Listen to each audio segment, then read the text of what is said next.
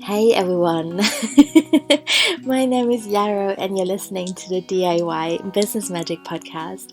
I'm laughing because this is like the fourth take and it's Monday morning and I'm super excited to record this, but also it's awkward. Podcasting is awkward sometimes, especially when you're talking to yourself. Anyway, as I said, I'm super excited and I want to start off by saying that I'm super grateful for all the beautiful reviews that you've written already. Honestly, it just made my heart sing, and it's so beautiful to hear that people actually want to listen to this and we can have dialogues and make magic happen. And yeah, I'm just super grateful. Reviews on iTunes really make a difference, especially at the beginning, in how many people can find this. So please keep them coming if you like my work and you're into the idea of this podcast, which is all about doing things differently and thinking about accessibility and ethics and collaborative work and making things better for more people. Then yeah, please leave a review. That would be great. So today I want to talk about getting started teaching online courses. I know that's something that is on the mind of many people. Some of you are already doing it. Some of you are happy with the way you're doing it. Some of you are thinking about maybe doing it next year, but you're not really sure how that could work or what it could look like. So I want to tell you my story with online courses. I'm going to tell you what I see as the pros and cons. I'll tell you exactly what my tech setup is currently and what it's been in the past. I will tell you what my past mistakes were. There are many. Spoiler. And then I'll share what I love and would do again and how it's working for me currently. And then if you have more questions, totally bring them my way. I'll be running so many more free webinars coming up, and we can definitely cover this and have a Q&A around online courses as well. So speaking of webinars, I love making them. I just had one this weekend and there's many more coming up. You can always see what is scheduled and sign up for free at yarrowdigital.com/webinars, or is it free webinars? Anyway, I'll put it in the show notes and you will see it in the menu bar if you head to yarrowdigital.com. Cool. So, what are the pros of teaching online courses? First of all, you get to teach something that you're really excited about to a ton of people potentially. And I think that's inherently something that's incredibly exciting and motivating. You know, you probably do your thing because you really love doing your thing, whether that is making herbal potions or reading tarot for other people or making pottery. I'm just taking examples from my own life right now. Sorry. I know you all have beautiful and diverse businesses, and so it really applies to absolutely anything. You can teach absolutely anything on the internet. Even things like making art or how to produce beautiful things. You know, there's so many amazing technological options today. I'm always amazed by how people teach art classes and that they have these little cameras kind of above their desk, and then you can really see step by step how they're using the different paintbrushes and colors and how they're mixing and layering things. And yes, that's something I'm really into watching at the moment. But anyway, it could apply to so many different things, and there's some real beauty in sharing your own skills. And I want to dive a little bit into what that can bring up as well. So if you have something that you're really good at and you're making money from it, I think it's really tempting and sometimes justified to think that if you're teaching it, you're giving your skill away, and then no one is going to buy from you. I don't think that's the reality in most cases. I have, as you know, I've been a web designer for many years, and I've made probably between 60 and 90 professional websites by now, and I've taught hundreds of people through live workshops on the internet, in real life, through my courses, how they can do it themselves. And I'm fairly sure that in that process, I've not lost a ton of clients that could have been one-on-one clients, because these are really two things for two very different groups of people. So one-on-one clients are people that have a bit of a budget. They just want to get it done professionally and beautifully by someone who has a ton of experience and can guide them through the process of creating and writing content and thinking about their long-term strategy. And they're probably pretty clear on what their business is.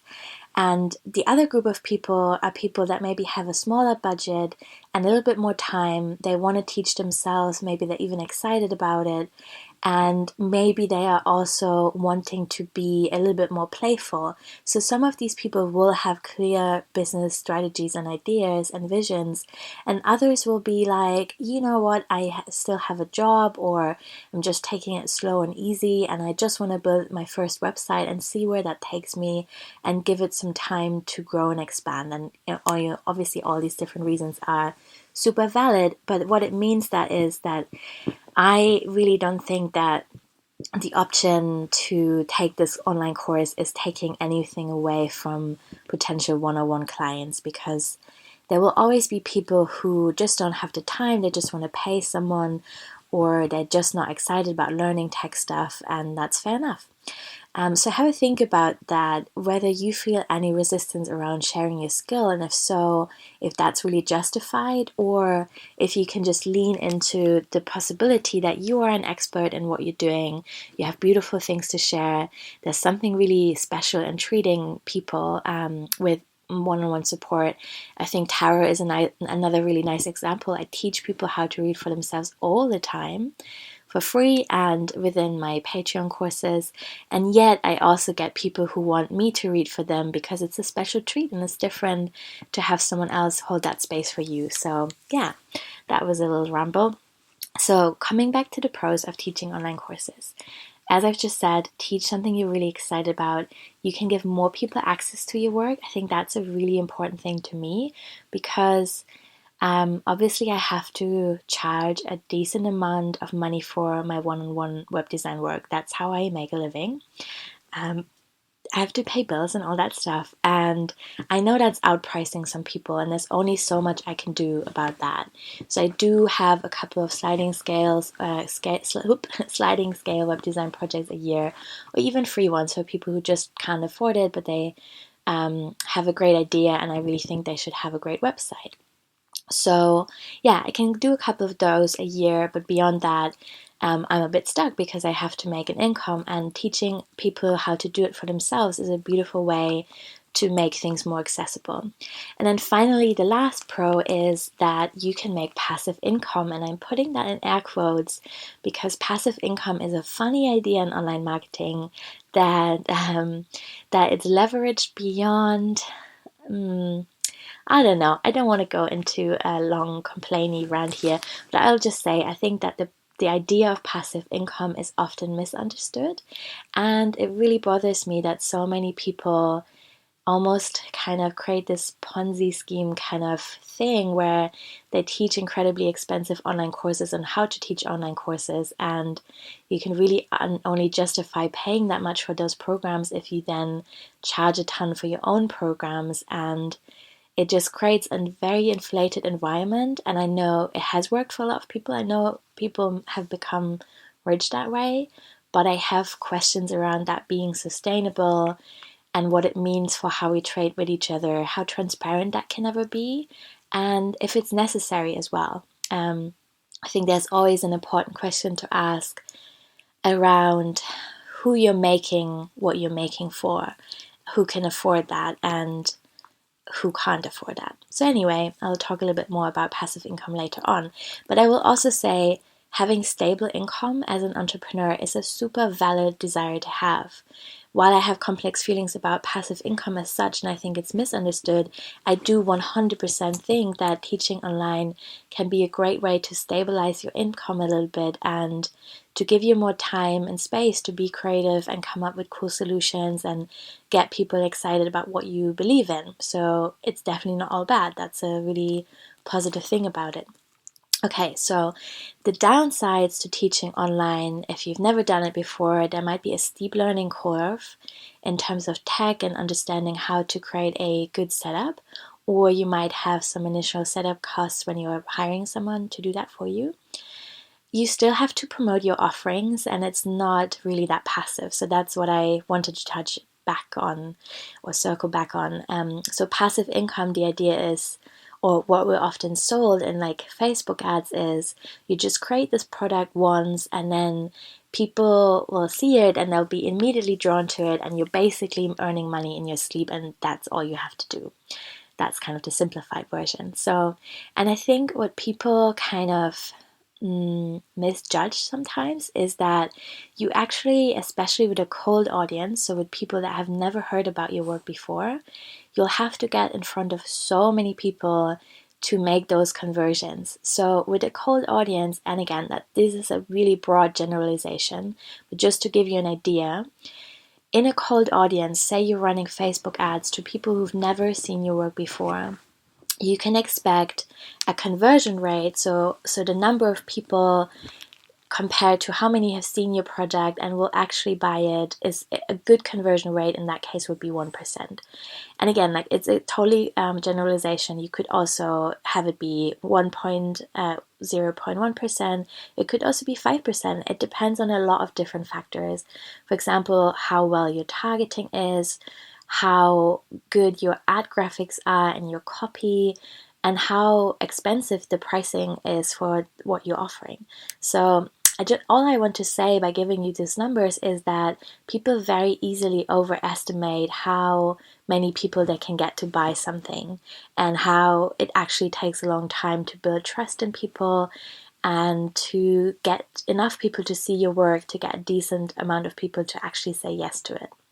That's not to be a downer. I'm just trying to be more transparent about what that journey has been like for me, because it has really taken quite some time, and it's also been so worth it. So I really don't want to put anyone off. I love teaching online, and I don't intend to stop anytime soon. And then the final potential downside is that you need to strike a balance between support and financial accessibility. So conventionally, things have changed immensely in the last 2 years, and they will change immensely in the next couple of years. But traditionally, a business model that many people have chosen is either to have evergreen courses that you can sign up for any time and that you'll do in your own pace, and you're pretty much on your own with that content. And I'll tell you a really sad thing about that, and then I'll also tell you a great thing about that. So anyway, the sad thing about that is that I heard, and I might be wrong, this was just me listening to a different podcast, that on average only 10% of people complete evergreen courses where there's been no one-on-one contact.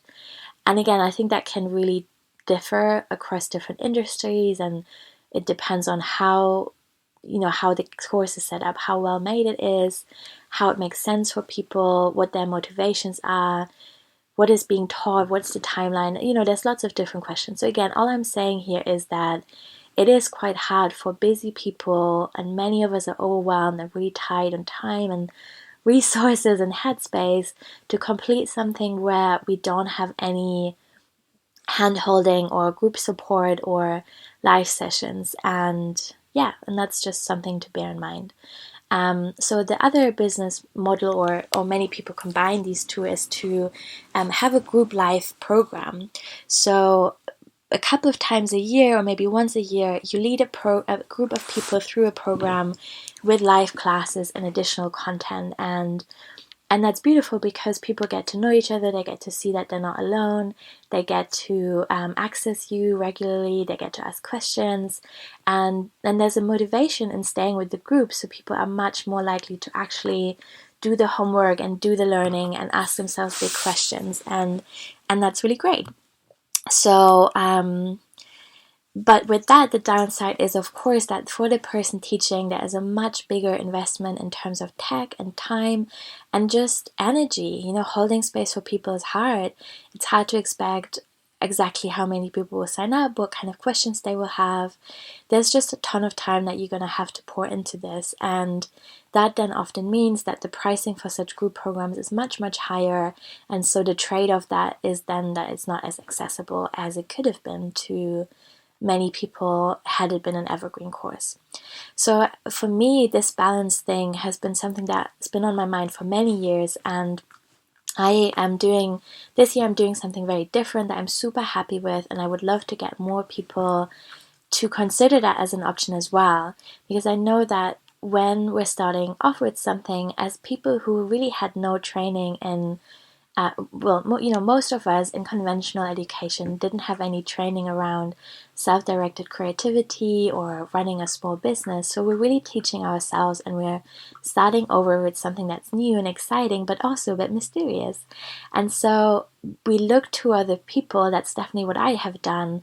And I thought I could only do one or the other, group life programs or evergreen, and that would always be a trade-off. Anyway, so what I'm doing now is that I'm offering all my courses on an evergreen basis, meaning people can sign up anytime, they can study in their own pace, but every month there's a live webinar that they can join to ask questions, to meet other people, to do a bit of networking, and to feel that sense of accountability of wanting to stay with the group. And that's really working well for people, and it's also working well for me because I have created clear boundaries around the energy I'm putting in. I am there for people, I am supporting them, but I am doing this at specific times and in a way that works for me. So people can't just ring me up. No one has my mobile number, sorry. But people still get to ask questions. There's a forum with the courses that I'm teaching on Teachable, or people can show up live, or they can message me ahead of a live webinar and ask their question if they can't make it live, and then they will receive the recording afterwards. So how that's working for me is that I have a tech setup that's pretty low cost but very effective, and I'll tell you in a minute how that works. And then I have specified times. It's not, the pace is still quite slow. So one webinar a month, it's usually for each of the different courses, or areas of courses. And the other thing is also that these webinars are free and open to everyone. So I'll tell everyone on my newsletter list and everyone on Instagram about them. And if people just want to check out my work and know a little bit more, they can just come to the webinar even if they're not taking the courses. And that's a super big win-win because it's building my list, it's growing my audience, which is great. It gives people a chance to get to know me and receive some free teaching.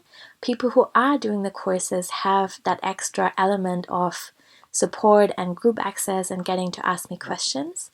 And no one has to pay a ton of money. Hooray, that's probably the best thing about it. So yeah, that's working really well for me. It might work for you too. You might hear my dog in the background. He's having a moment, sorry. So yeah, that's working really well for me, and I'm really excited to expand on that in next year and to maybe upgrade the pace of webinars a little bit more. So maybe I'll start teaching fortnightly and see how that goes. And the other thing I will say about live content and webinars is that people can't always make it. It is impossible to find a time zone that works for everyone all the time. And people are just busy naturally. So I have an average at the moment between 60 and 80 people signing up for my free webinars. And that is without any ads. So that's just letting people know that are in my world. And then between 10 and 25 show up live. And then some will watch the replay. And I'm totally fine with that. I know that people are really busy, and sometimes, things seem shiny on the internet and we sign up for a lot of free stuff and don't actually really need it. And that's okay, but the people that do show up are really committed, and it's beautiful to see their questions and to talk to them and to feel like I'm in a dialogue that is accessible to a lot of people without me having to run Facebook ads or pour a ton of time into this. And that's another thing that's really important to me. I don't actually want to build a large team, and I know there's only so many hours in my day, So anyway, we're 18 minutes in. I've only talked about the pros and cons. So I want to move on to my current tech setup.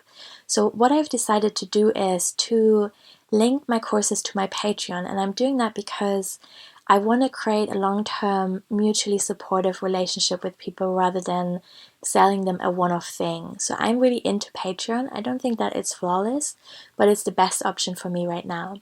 So people decide to make a monthly pledge starting from $3 to up to anything. You can pledge $1,000 if you want. I would not stop you from doing that. But anyway, so people can pledge whatever they can afford, and then they can get access to my online programs, and they can decide to show up for live programs as well. And then every time someone signs up, I'm adding them to Teachable and I'm sending them a welcome email. So that's a process at the moment that I'm keeping manually, intentionally. Usually my incline would always be automate as much as possible. You really don't want to have manual labor involved in how you're enrolling people and onboarding them. And I'm doing this at the moment because I really kind of like looking at each new patron and sending them a little blessing and looking at their profile and just seeing what they're into, like what other people are they following or supporting, and I want to get a feeling for my audience. So what I have automated in MailerLite, which is my newsletter provider, which I really love and recommend, is that the welcome email is automated. So I'm just adding them to that list. It's just one click. And then I'm adding them to Teachable as well, where they can have access to the courses. And a way to automate that, which I might do in the future, is using Zapier, which costs $20 a month. And that can that's a software that can connect all kinds of different other softwares together to save you some time, in case that's something you're interested in. Cool, so most people sign up and become patrons. You can also buy a course for a one-off price on Teachable directly if you prefer. That's possible. And then the software I'm using for the monthly webinars is Zoom. I really love Zoom because you have the option of a gallery view. And that means that in small groups, if people want, they can be on video and everyone can see each other. So it's a bit like Sesame Street, where you have a big circle with all these little faces, on them, and then the person that speaks can speak. Everyone can unmute themselves if they want to. But you can also have the option of a speaker view, which means that you only see the person that's currently talking and that person has a big picture. So it depends on group size, but it gives you that option, and I really appreciate that a lot because it's nice to get to know people that way. And yeah, so the software I'm using, to recap really quickly, is Patreon. My courses are on Teachable. My newsletter provider is MailerLite. And what I'm using for webinars is Zoom.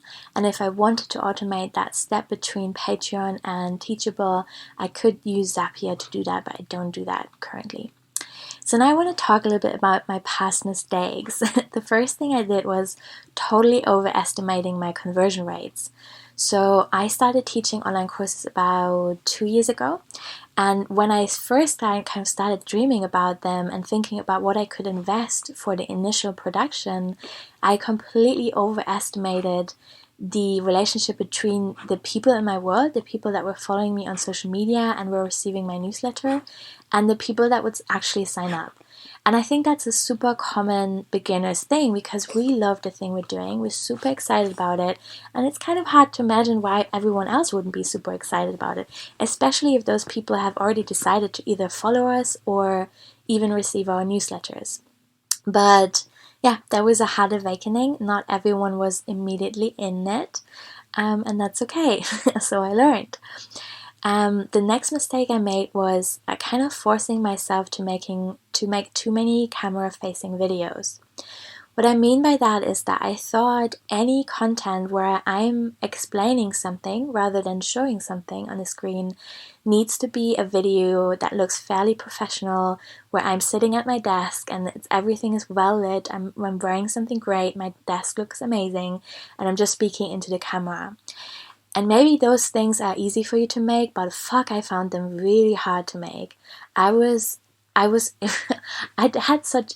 I first created the second installment of my course, I had just had surgery.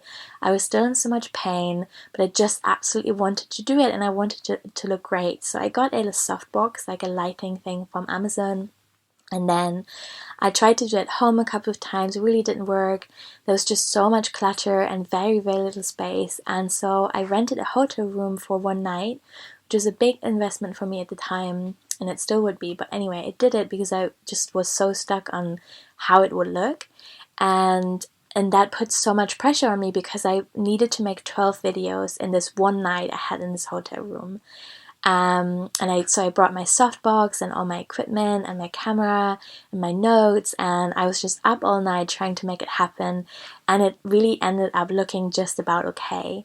And what I realize now is that actually that's not necessary at all. In many cases, if there's nothing that you necessarily need to see people, you can just make an audio. Audios are amazing, you know, we see visual content all the time. We're so overloaded. It really depends on what you're teaching, but I would strongly urge everyone to consider whether actually audio material might be good for everyone. It's cheaper to produce. It is then more accessible to people, at least financially. And that's great, you know. Important to remember is not everyone can hear it, and it would be really good if you could provide transcripts to your audios if that's possible. That's definitely something that I want to get on top of this year. And so, yeah, just to say that accessibility isn't just about pricing, it can mean many different things, and there's many complex considerations to take on board. So the next mistake I made was overpricing and not really understanding my audience. So I was in one way expecting that quite a few people on my list would say yes to my course, but I was also thinking that they would pay quite a lot of money, and I knew I had made this investment into the hotel room and the camera and the softbox, and I kind of really wanted to make that money back and then some, because that was, you know, something that I really needed. We all need income. So I think where I didn't fully understand my audience was that I was really speaking to people who wanted to make their own website but didn't have the budget yet. And so, you know, there needed to be quite a big incentive between hiring a web designer or doing it yourself financially. And I underestimated that. And so I priced them too highly, at least for me. You know, that there's no hard and fast rule. And maybe it's silly to say they were priced too highly. They were priced too highly for the people I was speaking to at the time. So I made very few sales. And I now, with lower prices, find that many more people are able to say yes. I feel much less anxious about marketing this, and actually at the end of the day, I make more money from them than I did when they were higher priced. The next mistake was that I was choosing the wrong platform, and that's not to diss the platform at all that I was using at the time. It was just not right for me, and I didn't fully understand the options that were available to me. So the first course I taught, I chose Gumroad, and I had my videos on Vimeo. And Gumroad, I think, just didn't, at the time at least, and this is a couple of years back, didn't give me the design options I wanted. I was able to brand it a little bit, but it just didn't look exactly the way I wanted. And I'm much more happy on Teachable now. As an in-between step, I very briefly had a WordPress site together with Entreport. So Entreport is great if your business is quite established and you can justify the costs, but I just wasn't there at the time. And so I kind of got lured into thinking that if I upgrade my software, it looks better, more people are going to love it, but actually it was just too much money for me to spend at the time. I didn't make it back. So I left Entreport and that homemade platform I had made, and I moved onto Teachable. I'm now on the free plan with them, and I'm really happy. So I pay a 5% fee when someone buys on there directly, but otherwise I add people manually that have become patrons, and that works really well for me. And then the last mistake I want to mention is that I had this idea of what a conventional launch looks like. So I was running Facebook ads and was trying to get people to sign up at a specific time, and that was just super hard and stressful for me because I spent a ton of money, and then there was this pressure to make it back. And to get to grow a cold audience from people that had never heard of me before. And I now really find that taking it slower, not putting all that pressure on myself, not spending a ton of production and ads means I can price much lower, and I can just gently keep talking about it, and I can offer a ton of free content that's valuable to people, and then just trust that those people who need those products and are ready to spend a bit of money will do it. And it's just a much more gentle and easier experience for everyone involved. So the final piece that I want to share is what I love and what I would do again. So the first thing I want to mention definitely is that I'm super happy I chose this option of having self-study or evergreen courses together with live webinars. So it's kind of the best of two worlds. People get a lot out of it, and yet it is financially accessible, and I don't have to spend a ton of time on being available every single day. I love that I'm not conventionally launching anymore. That's been a huge game changer. I would say it's really changed my life. It's taken so much pressure off my shoulders, and I'm really grateful. I love my prices. I love that it's more accessible. I do know that there's something bittersweet about low prices. On one hand, it's been way easier to grow my Patreon. It's now at 125 people, which is amazing. I also know though that because of those lower prices, people have less of an incentive, at least in this way, to actually do the work. And that's tricky because, like I said, we understand that maybe 10% is a completion rate for self-study prices that are low priced. For self-study programs that are low priced, and that's sad. I want more people to actually have support and get things done, and I think the live webinars and the group support do some of that work, so I expect that more people will complete these courses. But nevertheless, that's something I'm aware of. So more people can say yes, but there might be quite a few of those people that don't finish the course, which is a shame. And that's a balance that we need to find. Another thing I really love that works for me is the transparent communication. So in the beginning, I think I was more in that online world and copying other people and saying things like, if you're ready to get the website of your dreams, blah, blah, blah. And now I'm just being very honest, and I'm saying, look, I can teach you how to do this thing for yourself, but you're going to have to do the work. And you're going to also have to know what you want, at least to some extent. And I'll provide the space for you to explore that further and go deeper and get really clear. But at the end of the day, you either need to pay someone to do the work for you, or you're going to have to do it yourself. That is the sad story of growing a business. But it feels good to be transparent, and I feel like people are really appreciating that, and it is, don't want to say refreshing, but it maybe is refreshing. Yeah, cool. So, and then the final thing that I really love and that works for me at the moment is the optional add-ons. So the low prices mean people, more people are able to access it, and then some people realize, okay, this was cool. I was able to get this thing, but actually I need more help. And then I'm offering sliding scale, business and tech mentoring sessions on Zoom that anyone can book. And if people are going through the program and they feel like, I'm not totally sure, I need more support with this, they totally can book that. And they can also, if they find actually they don't just need support, they just need to get it done by someone else, they can get not a refund, they can get a discount in the form of the money they've already spent on courses towards working with me one-on-one. So yeah, if someone bought the program one-off and they paid a certain amount of money for the web design course, for example, and then they want to hire me, they can take that price off the fee of working with me.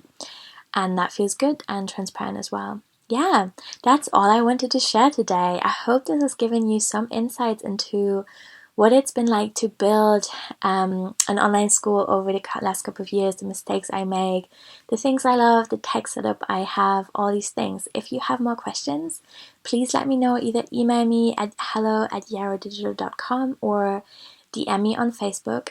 Not Facebook. Oh my god, don't DM me on Facebook. You can message me on Instagram, or you can comment on there, and I will try to reply to everyone. And if there's many questions, then I will also run a live webinar. Again, thank you so much for listening and for all your support. Please, if you like this, leave a review on iTunes. That'd be super wonderful. Thank you so much. Have a beautiful day.